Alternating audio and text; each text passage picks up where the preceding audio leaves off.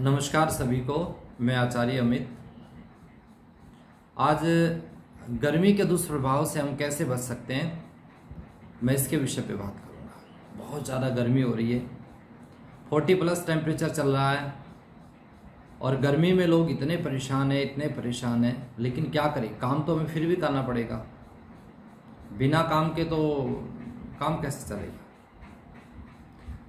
और गर्मी का दुष्प्रभाव इतना ज़्यादा है कि लोगों को उल्टी दस्त हो रहे हैं। लोग अपना काम मन लगा के नहीं कर रहे हैं, शरीर भी परेशान हो जाता है गर्मी में, मन भी परेशान हो जाता है।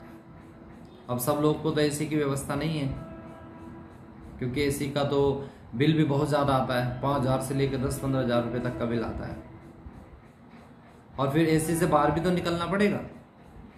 तो हम कैसे इसके दुष्प्रभाव से बच सकते हैं, इसको ध्यान से सुने। आप बिना एक भी रुपया लगाए पूरी गर्मी में, अब जो भी 2-3 महीने गर्मी के, ज़्यादा भयंकर गर्मी होने वाली है, उससे आप कैसे बच सकते हैं। यदि आप इसको उपयोग में लाते हैं, इसको प्रयोग करते हैं, तो आप पाएंगे कि आपको 2-3 महीने जो आप बहुत ज़्यादा गर्मी है उसमें आपका कुछ नहीं बिगड़ेगा, आप नॉर्मल रहेंगे। क्या करें, प्रथम तो 3 प्राणायाम कर लें सुबह उठ करके।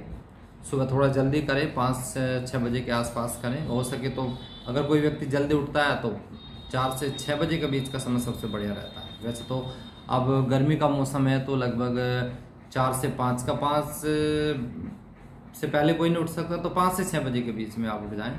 और ये शीतली प्राणायाम करें। शीतली, शीतकारी और चंद्रवेदी, ये 3 प्राणायाम बहुत ठंडे होते हैं। इसको करने के बाद आपकी बॉडी में अगर पसीना आ रहा है तो दिन में भी आप कर सकते हैं, एकदम से पसीना सूख जाता है।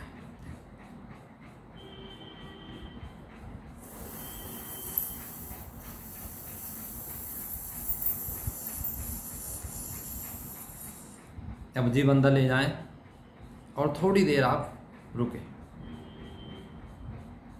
उसके बाद नाक से सांस को बाहर छोड़ दें।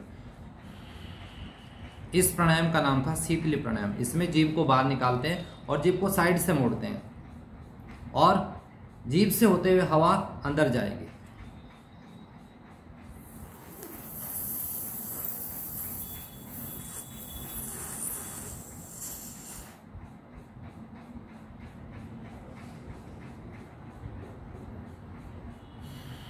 फिर नाक से सांस को बाहर, बहुत ही ठंडा प्राणायाम है। इसके बाद में शीतकारी प्राणायाम, इसमें जीभ को दांतों के पीछे लगाते हैं ऐसे, और दांतों के बीच में जो खाली जगह है वहां से हम हवा को अंदर खींचते हैं।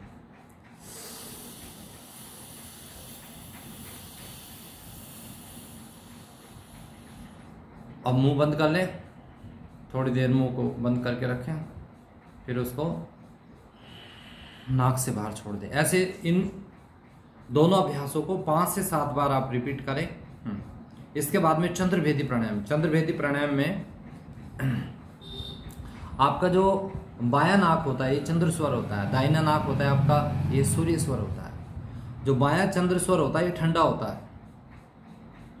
तो हमारे शरीर में गर्मी बढ़ी हुई है, तो इसके लिए हम क्या करें, शरीर के अंदर ठंडक पहुंचाए, तो अपना जो चंद्र स्वर होता है इसको एक्टिव कर दें। चंद्र स्वर के माध्यम से शरीर के अंदर ठंडक पहुंचाए, क्योंकि भगवान ने ऐसी व्यवस्था की है। इस चंद्र स्वर में, बाएं स्वर में ऐसा भगवान ने एक सिस्टम लगा हुआ है कि जो भी हवा जाएगी वो ठंडी होकर के जाएगी। और इस सूर्य स्वर में इसमें गर्म लगाया हुआ है। तो हमें अब आवश्यकता है ठंडक की। तो हम क्या करें, अपने शरीर के टेम्परेचर को थोड़ा सा कम करने के लिए, उसको बैलेंस करने के लिए जो बढ़ गया है, हम चंद्रभेदी प्राणायाम करें। चंद्रभेदी प्राणायाम की विधि क्या है, अपना राइट हैंड उठा लें, राइट हैंड के अंगूठे से राइट नोस्ट्रल बंद करें और लेफ्ट से धीरे धीरे श्वास लें ऐसे।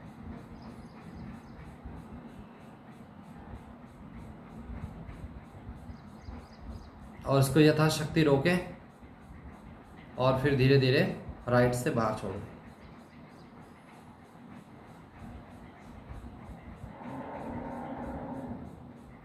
फिर लेफ्ट से ले, बार बार बाएं नाक से सांस लेना है।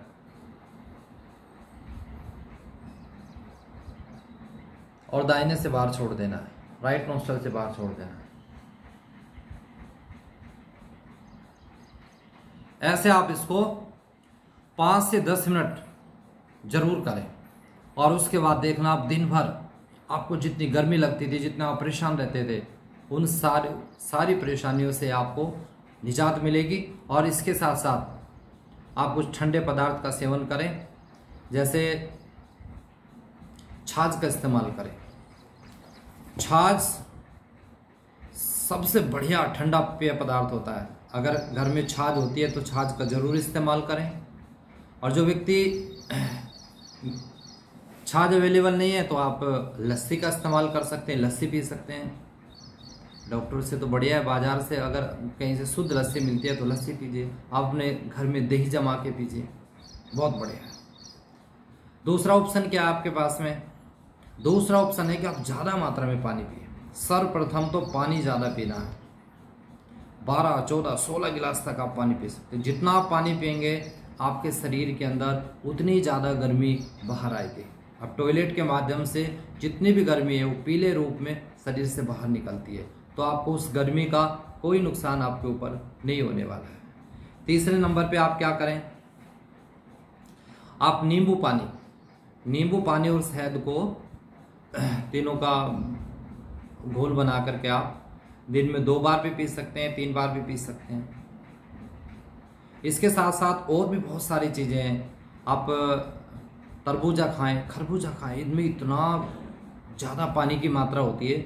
जो भी मौसम का फल सब्जी आ रही है, कुदरत ने उसमें इतना पानी दिया है। जैसे अब गर्मी का मौसम है तो कुदरत ने पानी वाली चीज़ें ज़्यादा बनाई हैं, तो आप उनका सेवन करें। तरबूज हो गया, खरबूजा हो गया, खीरा, ककड़ी, टमाटर, टिंडा, भिंडी, लौकी, तोरी, जो भी मौसम की सब्जी हैं उनको ज़्यादा मात्रा में खाएं।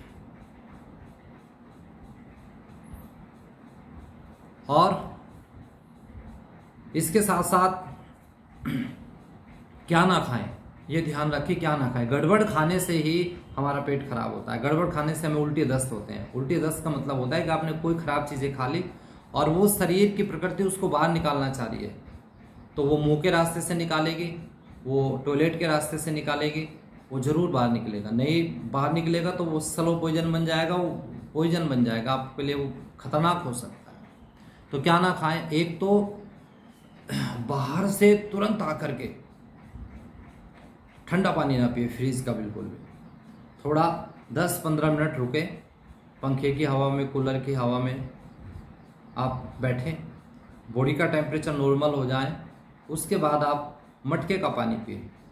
मटके का पानी पिए या फिर ताज़ा पानी पिए। जो समरसेबिल का होता है वहाँ उपलब्ध नहीं है तो चलो आप माना फ्रिज का पानी पीते हैं, लेकिन फ्रिज का पानी पूरा का पूरा फ्रिज का पानी ना पिए। लगभग उसमें आधा गिलास, वैसे तो हम मना करते हैं, मटके का और ताज़ा पानी हो तो अवेलेबल है वो बढ़िया है। और वरना फिर आधा गिलास फ्रिज का पानी और आधा ताज़ा पानी वो आप पिए, कम से कम 15-20 मिनट बाद, तुरंत ना बिल्कुल पिए, ये ध्यान रखें। और दूसरा, ये जो कोल्ड ड्रिंक हम पी रहे हैं इनका कम से कम सेवन करें। इनके अंदर ऐसा केमिकल होता है जो आपके पेट को खराब करता है। बाहर की चीज़ें अवॉइड करें। होटल, रेस्टोरेंट, इनमें कम से कम जाएं, क्योंकि आजकल गर्मी का मौसम में ये जो खाना बनाते हैं वो बहुत अच्छी क्वालिटी का खाना नहीं होता है। उसमें सब्जियां बहुत पुरानी होती है, घटिया क्वालिटी की होती है, और काम करने वाला जो आदमी होता है पता नहीं उसकी मानसिकता कैसे होती है, तो आपका पेट खराब हो सकता है। मैं ऐसे बहुत लोगों को जानता हूँ जो होटल रेस्टोरेंट में खाते हैं लेकिन उनका पेट इतना ख़राब है, इतना ख़राब रहता है, रात का खाना ही उनका गड़बड़ रहता है, उसके कारण से उनका पेट आए दिन खराब रहता है। और अपने बच्चों को भी इन चीज़ों से बचाएं। बिना मौसम की सब्जियां, बिना मौसम के फल बिल्कुल ना खाएं, चाहे वो कितने भी महंगे हैं। अब लोग सेब खा रहे हैं 150 रुपये किलो वाला, क्या है सेब के अंदर? कौन सा ऐसा पोषक तत्व अब है? अब सेब का सीजन ही नहीं है। सेब से बढ़िया तरबूज, खरबूजा खाइए, अनानास खाइए। अब अनार का भी कोई सीजन नहीं है। बहुत सारे विकल्प है आपके पास में। अनानार का विकल्प है, आप चुकंदर खा सकते हैं। देखो, कोई चीज़ महंगी या सस्ती वो उसकी उत्पादकता के आधार पर होता है, उसकी गुणवत्ता के आधार पर नहीं। कुदरत ने हर एक चीज़ों के अंदर गुण दिए। तो आप बाहर की चीज़ों से बचें, डिब्बाबंद पैकेटबंद चीज़ों से बचें। और मौसम के फल, मौसम की सब्जियां जरूर खाएं। रात का खाना हल्के खाएं, हल्का खाना खाएं। हाँ, और यदि आप इन बातों का ध्यान रखेंगे तो मुझे विश्वास है कि आप गर्मी के दुष्प्रभाव से बच सकते हैं। आपने मेरी बातों को ध्यान से सुना, आपका बहुत बहुत धन्यवाद। नमन। ओम।